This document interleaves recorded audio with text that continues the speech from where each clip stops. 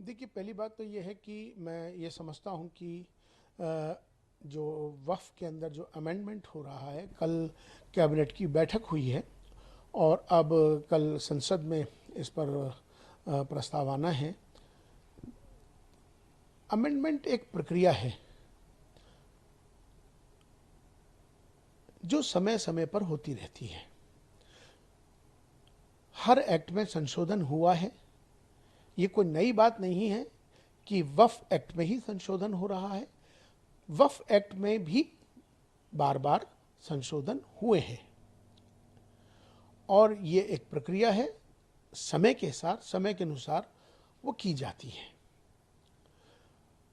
हाँ, इतना ज़रूर है कि वफ़ की जो मर्यादा है, जो लोग वफ़ करते हैं, दान करते हैं, चूँकि वफ़ माने जो दान किया हुआ है ईश्वर के नाम, जिसने जिस भाव से उसको दान किया है, उस ज़मीन को या किसी भी चीज़ को जो वफ़ हो जाती है, उसका भी ख्याल हमें रखना चाहिए कि उसकी वफ़ की जो मर्यादा है उसमें किसी तरह से भी उसको कोई नुकसान ना पहुंचे, इसका भी ख्याल रखना ज़रूरी है।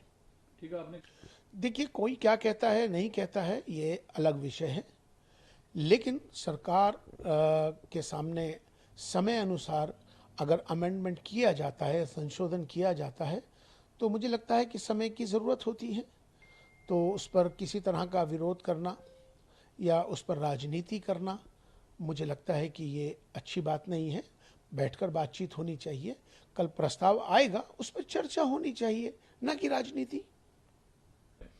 मैं समझता हूँ कि चूंकि बहुत से लोगों को इस बात की जानकारी होती नहीं है, भारत में जिस तरह से सेंट्रल वक्फ काउंसिल होता है जो कि सारा निज़ाम देखता है, और इसी तरह से राज्य में होता है राज्य वक्फ बोर्ड्स, और इसी तरह से सेंट्रल वक्फ काउंसिल के अंदर भी बाज़ाब्ता मेंबर्स बनाए जाते हैं, 7 मेंबर्स होते हैं, जिसके अंदर एक एमपी होता है, एक एमएलए होता है, एक आलिम होता है जो स्कॉलर्स जिसको कहते हैं इस्लामिक स्कॉलर्स, और इसी तरह से एक औरत का प्रतिनिधि उसमें प्रतिनिधित्व होता है, और उसमें एक पॉलिटिकल पर्सन भी होता है और एक उसमें सामाजिक भी लोग उसमें जोड़े जाते हैं। इस तरह से ये पूरा उसमें उसके मेंबर उसमें शामिल होते हैं। इसी तरह से राज्य वक्फ बोर्ड्स हैं, उसके अंदर भी यही इसी तरह का नियम है कि एक एमपी होना चाहिए, एक एमएलए होना चाहिए, और उसमें एक बार काउंसिल का मेंबर भी होना चाहिए, और उसमें एक शिया का भी एक नुमाइंदगी होनी चाहिए, और इसी तरह से उसमें एक सोशल वर्कर भी होना चाहिए जो और एक उसके अंदर आलिम होना चाहिए जो इस्लामिक स्कॉलर हो।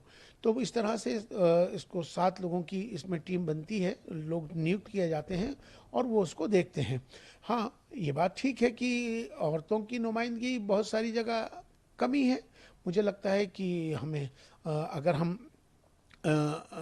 उसमें फीमेल की उसमें नुमाइंदगी होती है तो बहुत अच्छी बात है, उसमें कोई बुराई की बात नहीं है।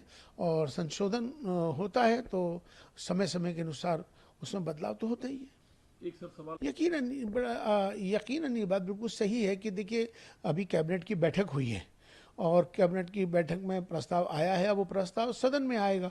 अब सदन में आके उस पर चर्चा होनी है, और चर्चा होने के बाद चूंकि संशोधन समय समय की प्रक्रिया है, वक्फ के अंदर हमेशा से संशोधन होता आया है, अमेंडमेंट होता आया है, और वक्फ पे ही नहीं, हर एक्ट के अंदर समय अनुसार उसमें बदलाव हुआ है।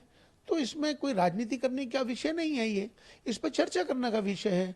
अगर कहीं ना कहीं अगर किसी को किसी का हक मर रहा है या कोई हक तलफी कहीं हो रही है, अगर उसके अंदर सुधार होता है तो अच्छी बात है। हाँ, लेकिन इसका हमें ज़रूर ख्याल करना चाहिए, क्योंकि वक्फ जो है ईश्वर के नाम दान दी हुई चीज़ को कहते हैं, वक्फ करना ईश्वर के लिए। तो उसकी जो मर्यादा है या उसका जो मकसद है जिसने वक्फ किया है, ईश्वर के नाम दान किया है, उसमें भी कोई छेड़छाड़ ना हो, या उसकी भी उसकी मर्यादा में किसी तरह या उसके उसमें कोई नुकसान ना हो, इसका भी ख्याल सरकार को करना चाहिए। लेकिन इस पर राजनीति, अभी प्रस्ताव आया नहीं है, राजनीति पहले हो जाती है। तो पहले राजनीति की बजाय चर्चा होनी चाहिए। कोई प्रस्ताव आया है, उस पर बहस होनी चाहिए, बहस होने के बाद फिर उस पर आगे बढ़ना चाहिए। और मुझे लगता है कि समय अनुसार अगर संशोधन होता है तो इसमें कोई बुराई की बात नहीं है। देखिए वो हों या कोई और हों, उनको अपनी राजनीति करनी है। और जो इस पर राजनीति करता है, मुझे लगता है कि उनको ये ज़रूर सोचना चाहिए कि संशोधन तो हमेशा से होता आया है। जब पिछली मर्तबा जब दूसरी सरकारें थी, जब भी संशोधन हुआ था, तो जब संशोधन हुआ था तब ओवैसी साहब ने क्या कहा था या किसी और ने क्या कहा था।